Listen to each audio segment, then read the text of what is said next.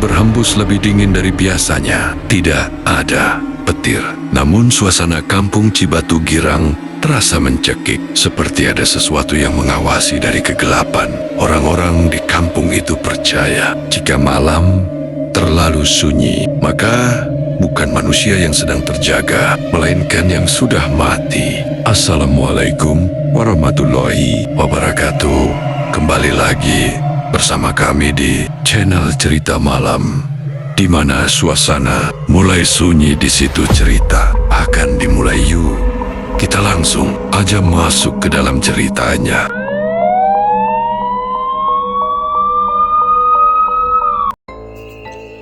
Namaku Raka. Aku kembali ke kampung halaman setelah 10 tahun merantau. Ayahku meninggal mendadak. Satu orang kampung jantungnya berhenti saat salat subuh. Namun bisik-bisik warga berbeda. Bapaknya Raka mati dijemput pocong. Aku menanggapi itu hanya omong kosong orang kampung. Sampai malam pertama aku menginap di sebuah rumah tua itu. Tepat pukul 2:13 dini hari, aku terbangun oleh suara gesekan kain basah di tanah. Seperti kain kapan diseret pelan mengitari rumah. Aku mengintip dari jendela dapur, dan di bawah pohon mangga belakang rumah aku melihatnya. Sosok putih berdiri kaku, wajahnya hitam, matanya cekung, kakinya terikat. Pocong itu menoleh ke arahku.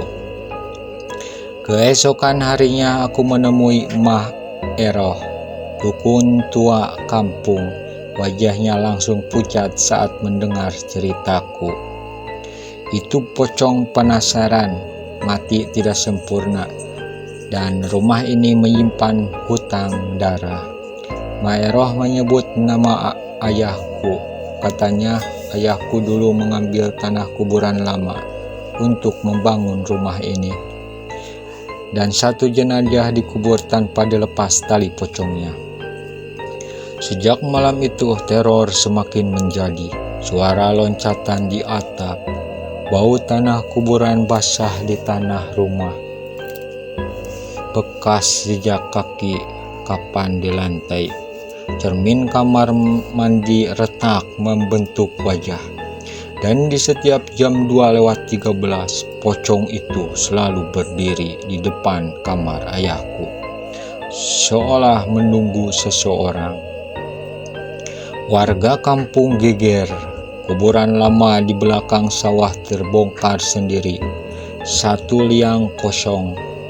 Tanahnya masih basah, kain kapan tercecer, dan tali pocongnya hilang.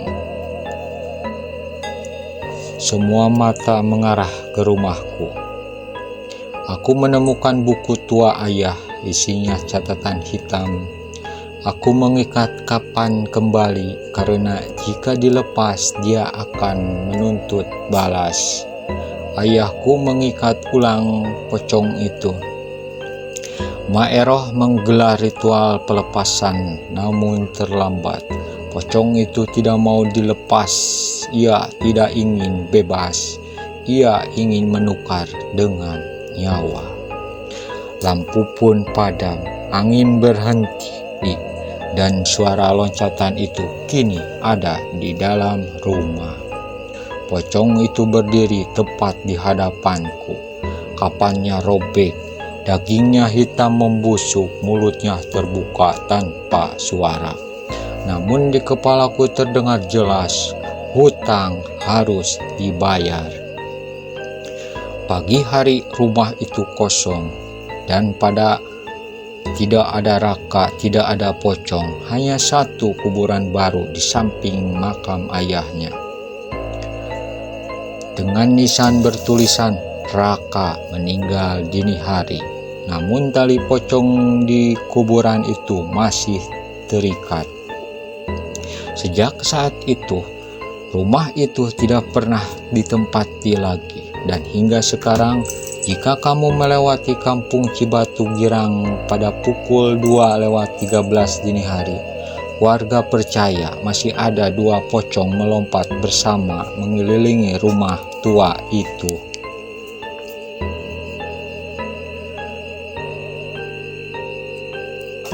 Sejak hilangnya Raka, rumah itu seharusnya kosong.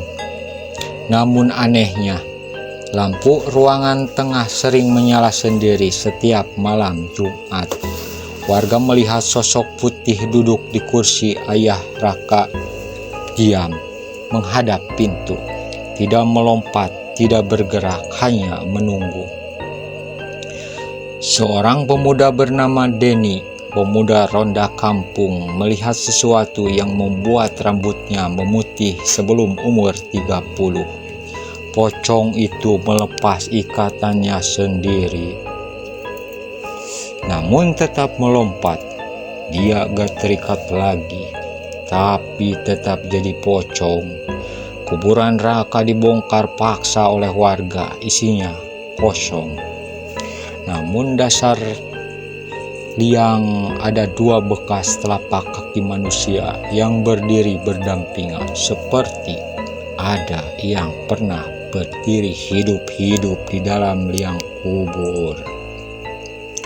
Mak Eroh akhirnya mengaku pocong itu bernama Samin, duduk di fitnah mencuri tanah wakaf dan dibunuh dan dikubur tergesa-gesa. Ayah Raka adalah saksi dan memilih diam sejak itu. Samin bersumpah, yang mengikat kapanku akan ikut terikat denganku. Pocong itu tidak lagi muncul sebagai makhluk. Ia masuk ke mimpi warga. Setiap orang yang bermimpi melihat kain kapan akan ditemukan terikat di tempat tidurnya sendiri. Keesokan paginya, puncak teror, keseluruhan kampung mati listrik. Azan terdengar terbalik, anjing melonglong bersamaan. Dari kuburan lama lebih dari 1 pocong bangkit. Namun, 1 di antaranya berjalan normal tanpa melompat. Mak Eroh menangis. Kalau pocong sudah bisa jalan, itu tandanya arwahnya sudah pakai tubuh manusia. Dan tubuh itu adalah Raka. Ritual pelepasan terbesar digelar. 7 kain kapan, 7 kuburan lama, 7 nyawa hewan kurban. Namun yang datang bukan Samin saja. Ayah Raka ikut muncul dengan kapan lebih hitam, dengan wajah lebih rusak. Samin akhirnya dilepas, namun ayah Raka menolak. Ia memilih tetap menjadi pocong karena rasa bersalah lebih berat dari kematian.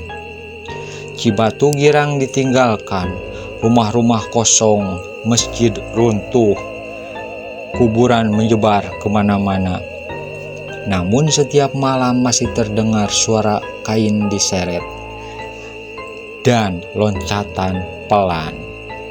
Bertahun-tahun kemudian, seorang pendatang membuka rumah tua itu, dan di dinding kamar itu tertulis dengan tanah kuburan, "Pocong tidak pernah pergi, mereka menunggu kamu."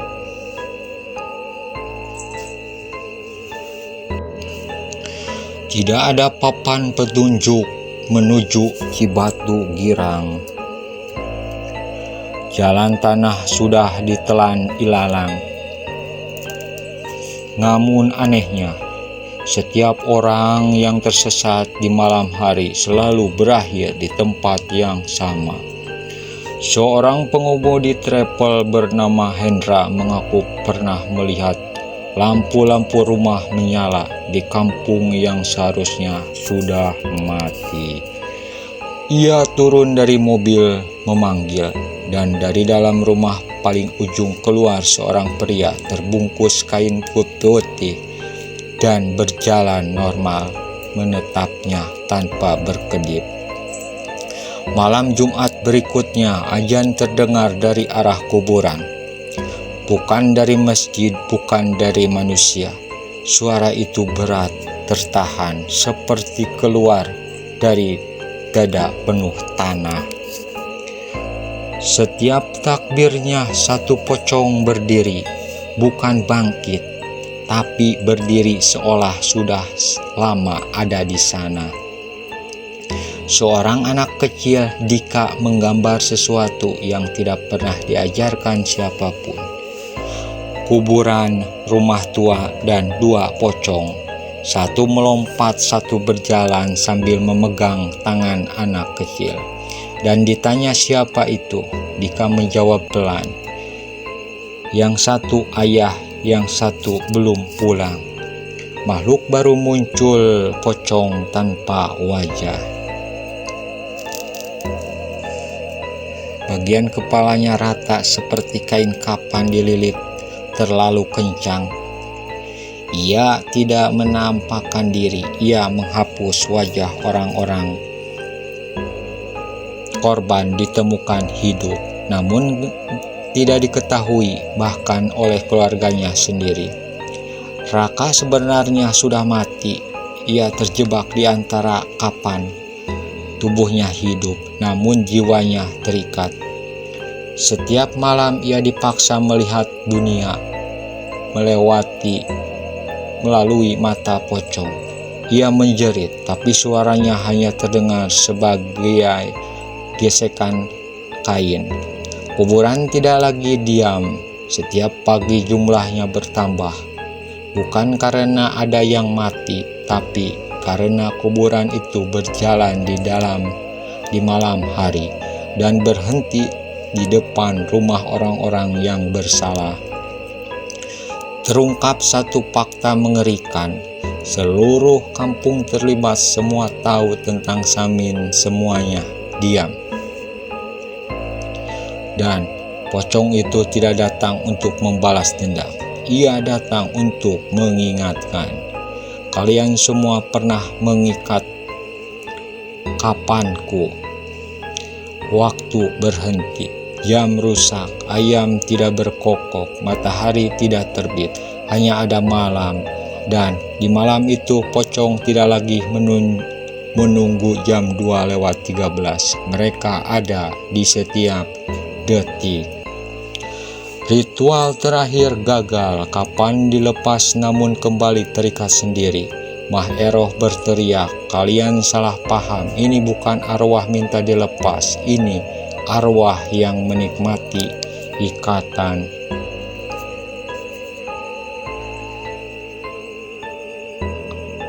Kutukan tidak berhenti. Anak cucu warga mulai lahir dengan tanda bekas ikatan dan di pergelangan kaki, dan di setiap malam mereka bermimpi melompat. Kini, jika kamu mendengar cerita tentang pocong yang melompat di pinggir jalan atau berdiri di pojok kamar, itu bukan hantu liar, itu utang lama yang belum dibayar. Karena pocong bukan makhluk yang mengejar, bukan hanya berdiri dan menunggu sampai kamu sadar bahwa kamu juga terikat. Tidak peduli sejauh apa orang pergi meninggalkan bekas kampung Cibatu Girang, jalan itu selalu kembali. Motor mogok, mobil mati mesin, kompas berputar tak karuan, dan di setiap kali seseorang menoleh ke arah belakang, rumah-rumah kosong itu selalu lebih dekat dibandingkan sebelumnya, seolah kampung itu berjalan mendekati manusia. Di dinding rumah tua Raka tidak lagi dingin, ia hangat, berdenyut pelan. Jika telinga ditempelkan ke tembok, terdengar suara napas tertahan, seperti dada terikat kain kapan. Lantai bergetar setiap pukul 2:13, bukan karena pocong melompat, tapi karena sesuatu di bawah rumah mencoba berdiri. Beberapa warga kota yang tidak percaya hal gaib mengalami hal yang sama. Kulit mereka terasa kaku, sandi sulit digerakkan. Dokter menemukan sesuatu yang tidak masuk akal. Serat kain putih tumbuh menyatu dengan daging mereka, bukan membungkus dari luar, tapi dari dalam. Di desa sebelah, anak-anak kecil bermain lompat tali, namun tali itu tidak pernah ada. Mereka bersamaan serentak tanpa tawa. Saat orang tua memanggil, anak-anak itu berhenti dan berkata bersamaan, "Kami sedang latihan untuk mati terikat." Ma Eroh akhirnya mengaku, ia bukan hanya tahu, ia hanya menyarankan pengikatan ulang kapan Samin. Alasannya sederhana, kalau dilepas, rasa bersalah kami yang akan hidup. Ia memilih pocong karena pocong bisa dikurung, rasa bersalahnya tidak. Langit terlihat rendah, awan bergulung seperti kain kapan raksasa, bintang menghilang satu persatu. Pada malam itu, semua pocong tidak lagi berada di tanah, mereka berdiri bergantung di udara. Tidak melayang, tidak jatuh, seperti dunia lupa cara menurunkan mereka. Untuk pertama kalinya, suara Raka terdengar jelas, bukan dari mulut, tapi dari setiap kain putih yang pernah digunakan membungkus jenazah. Aku tidak minta ditolong, aku hanya ingin ditemani. Dan satu persatu orang-orang mulai membungkus diri mereka sendiri tanpa paksaan. Tanah retak, kuburan menyatu dengan rumah, rumah menyatu dengan jalan, jalan menyatu dengan hutan. Tidak ada batasan lagi antara tempat hidup dan tempat mati. Peta tidak lagi mengenai daerah itu, seolah bumi sendiri menolak mengingatnya. Seorang pendaki tersesat menjadi manusia terakhir yang melihat kampung itu. Ia menemukan satu rumah yang masih terbuka. Di dalamnya tidak ada pocong, hanya tumpukan kain kapan rapih dengan satu tulisan tanah di dinding. Kamu tidak terlambat, kamu tinggal menunggu.